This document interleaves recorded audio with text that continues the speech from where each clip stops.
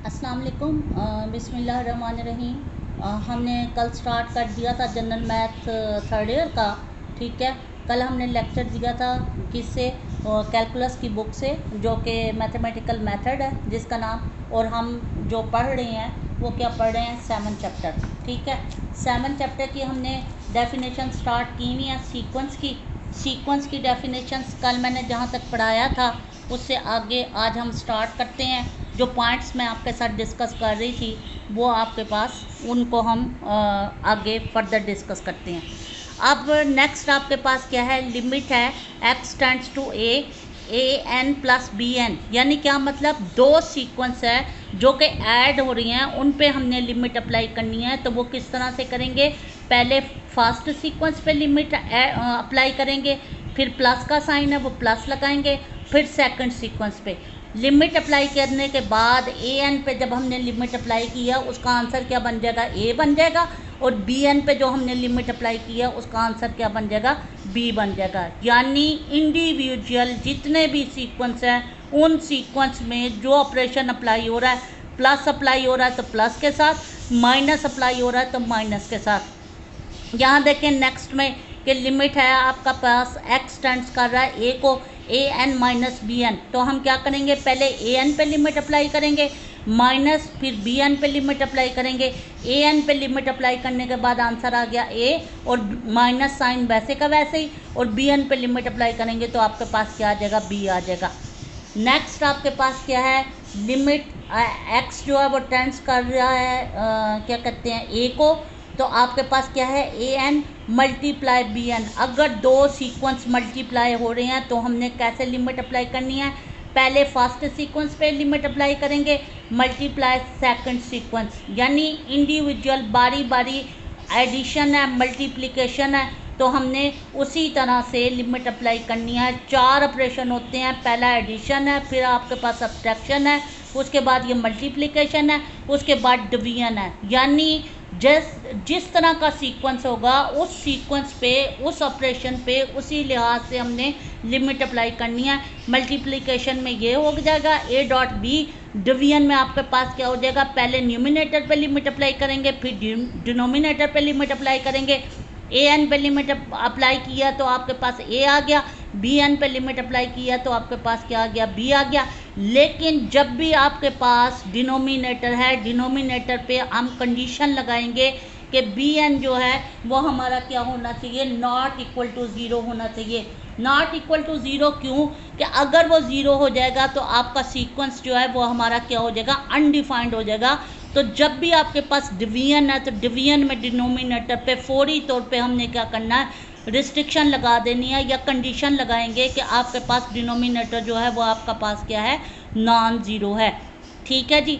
अब थर्ड यानी 4 ऑपरेशन हो गए। अब नेक्स्ट किस तरह का हो सकता है कि अगर ए एन है एक सीक्वेंस और दूसरा सीक्वेंस बी एन है, और तीसरा सीक्वेंस हमारे पास क्या है, सी एन है, सच दैट ए एन जो है वो छोटा हो बी एन से, और बी एन जो है वो छोटा हो सी एन से। यानी क्या मतलब, सी जो है वो सबसे बड़ा है, बी जो है वो उससे बड़ा है, और ए जो है वो सबसे, यानी इस तरफ से पढ़ेंगे तो ये लेस देन है, इस तरफ से पढ़ेंगे तो ये ग्रेटर देन है। सी एन जो है वो बड़ा होगा बी से, और बी एन जो है वो बड़ा होगा ए एन से। ये लेस देन का ऑपरेशन जो है ये फॉर ऑल एन। तो हम क्या कहेंगे, इफ़, तो क्या करेंगे कि लिमिट एन जो है वो टेंड्स करेंगे ए पे, तो हमारे पास क्या होगा कि लिमिट जो है एन टेंड्स टू इन्फिनिटी, तो ये हमारे पास क्या होगा, a n this is equal to, आपके पास जो लिमिट का आंसर है वो क्या आ जाएगा, एल आ जाएगा। जब हम सी पे अप्लाई करेंगे तो सी पे अप्लाई करने के एल जो है वो बराबर होगा सी एन के, देन बी एन जो है वो बराबर हो जाएगा एल के। यानी ए जो है वो सी के बराबर है और सी जो है वो बी के बराबर है। तो इसको हम कहते हैं, ये हमारे पास क्या है, सैंडविच थ्योरम है। सैंडविच थ्योरम क्या है कि ए एन जो है वो छोटा होना चाहिए बी एन से, बी एन जो है वो छोटा हो सी एन से, यानी सी एन सबसे बड़ा होगा। तो फिर जब हम इस पे लिमिट अप्लाई करेंगे तो ए एन की लिमिट जो है वो एल के बराबर है, और वो किसके बराबर आ जाएगी, सी एन के, और वो किसके बराबर होगा, बी एन के। इसको हम कहते हैं कि ये हमारे पास क्या है, सैंडविच थ्योरम है। फोर्थ आपके पास क्या है कि लेट ए एन जो है वो सीक्वेंस है। देन आपके पास क्या है, F is a function, F जो है वो फंक्शन होगा। डिफाइन करेंगे कैसे, अब ये देखें यहाँ पे सीक्वेंस में जिस तरफ से आपके पास मुंह खुला हुआ है हम कहेंगे ये ओपन इंटरवल है, जिस तरफ से बंद है उसको हम कहेंगे कि ये हमारे पास क्या है, क्लोज इंटरवल है। यानी ए से आपका सीक्वेंस स्टार्ट हो रहा है और इन्फिनिटी को हम काउंट नहीं कर सकते, तो उस तरफ से हमने उसका मुंह जो है वो खुला रखा हुआ है, सच दैट एफ एन जो है वो हमारे पास किसके बराबर हो जाएगा, ए एन के। Then limit N tends to infinity, A N जो है वो किसके बराबर हो जाएगा, limit X tends to infinity F X. F X क्या चीज़ है, कोई भी आपके पास फंक्शन बन जाएगा। ये हमारे पास क्या है, सीक्वेंस है ए एन, उस पर जब हमने लिमिट अप्लाई किया तो वो किस में कन्वर्ट हो गया, फंक्शन के अंदर कन्वर्ट हो गया। तो इसको हम कहते हैं कि सीक्वेंस को हम फंक्शन की फॉर्म में किस तरह से डिफाइन कर सकते हैं, ये है उसकी एग्जांपल। उसके बाद आपके पास क्या है, बाउंडेड सीक्वेंस। बाउंडेड सीक्वेंस क्या चीज़ है, a sequence a n is said to be bounded if and only if there is a positive number capital M such that a N जो है वो लेस और इक्वल टू एम होना चाहिए for all N. ठीक है जी, bounded sequence क्या है कि वो सीक्वेंस जो है वो लेस हो या इक्वल हो किसके, एम के। एम क्या चीज़ है, कोई भी पॉजिटिव नंबर है, कोई भी पॉजिटिव नंबर उसको हमने एम से मेंशन कर दिया है। और फॉर ऑल एन, जितने भी एन है जो हम सीक्वेंस को वैल्यूज़ देंगे, ए एन के यहाँ पे देख रही हैं ये छोटा सा एन है, एन का मतलब क्या, सेट ऑफ नेचुरल नंबर है, और सेट ऑफ नेचुरल नंबर का मतलब क्या है कि हमने इसके वैल्यूज़ जो है अप्लाई करते जाएंगे, तो वो किस पे है, फॉर ऑल एन के लिए। अब बाउंडेड सीक्वेंस की ये जो आगे फर्दर पॉइंट्स हैं इनको आप नोट कर लें, वहाँ पे जब हम लिमिट अप्लाई करेंगे तो ये सारी चीज़ें आपकी अप्लाई होंगी। एक convergent sequence is a bounded, convergent sequence क्या, ऐसा सीक्वेंस जिसकी लिमिट एग्जिस्ट करे उसको हम कहते हैं कन्वर्जेंट सीक्वेंस है। A bounded sequence need not be a convergent sequence, bounded sequence ज़रूरी नहीं कि वो कन्वर्जेंट सीक्वेंस भी हो, इस बात को भी जहन में बिठा लें। अब जैसे उसने कहा कि लिमिट ए एन जो है वो हम अप्लाई करते हैं सीक्वेंस पे, सीक्वेंस क्या है, -1 की पावर n है, तो -1 की पावर n जब हम इस पर वैल्यूज़ अप्लाई करते जाएंगे तो क्या आएगा, +-1 आएगा।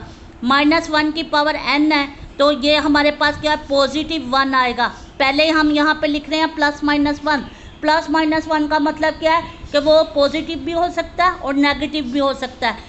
अब यहाँ पे हम उसकी फिक्सेशन कर रहे हैं बाउंडेड सीक्वेंस की डेफिनेशन अप्लाई करके कि अगर तो आपके पास +1 आता है तो नंबर जो है n जो है वो क्या होगा, इवन होगा। अगर आपके पास आंसर -1 आता है तो हम कहेंगे कि वो नंबर जो है वो हमारा क्या होगा, ऑड होगा।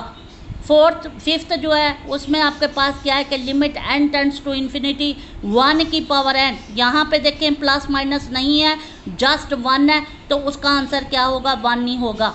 आगे आपके पास क्या, अनबाउंडेड सीक्वेंस इज डाइवर्जेंट, जो अनबाउंडेड सीक्वेंस होगा वो क्या होगा, डाइवर्जेंट होगा।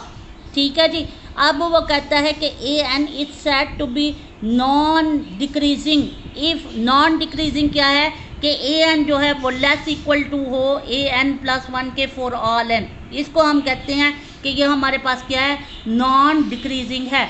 ए sequence a n is said to be non increasing, non increasing की डेफिनेशन क्या है, ए एन जो है वो बड़ा होगा ए एन +1 के, नॉन डिक्रीजिंग में क्या होगा, लेस होगा, और इंक्रीजिंग में क्या होगा, ग्रेटर होगा। ये इसकी सादी सी निशानी है, इसको आप दिमाग में बिठा लो कि आपके पास ये चीज़ बन जाएगी।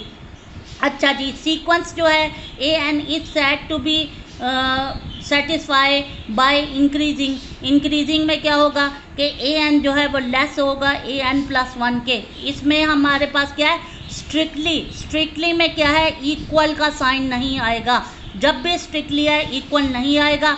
यहाँ पे देखें ये स्ट्रिक्टली है, यहाँ पे आपके पास डिक्रीजिंग है तो ये ग्रेटर देन हो जाएगा, स्ट्रिक्टली में हमारे पास नहीं आएगा। सीक्वेंस गिवन, अब ये सारे के सारे क्या चीज़ हैं, ये मोनोटॉनिक सीक्वेंस है। A bounded sequence, monotonic sequence is a convergent sequence. Monotonic sequence decreasing sequence और कन्वर्जेंट सीक्वेंस, यानी मोनोटॉनिक सीक्वेंस क्या है, वो डिक्रीजिंग भी हो सकता है और इंक्रीजिंग भी हो सकता है। उसको हम कहेंगे कि वो हमारे पास क्या है, वो मोनोटॉनिक सीक्वेंस है। ऐसा सीक्वेंस जो कि इंक्रीजिंग भी हो और डिक्रीजिंग भी हो।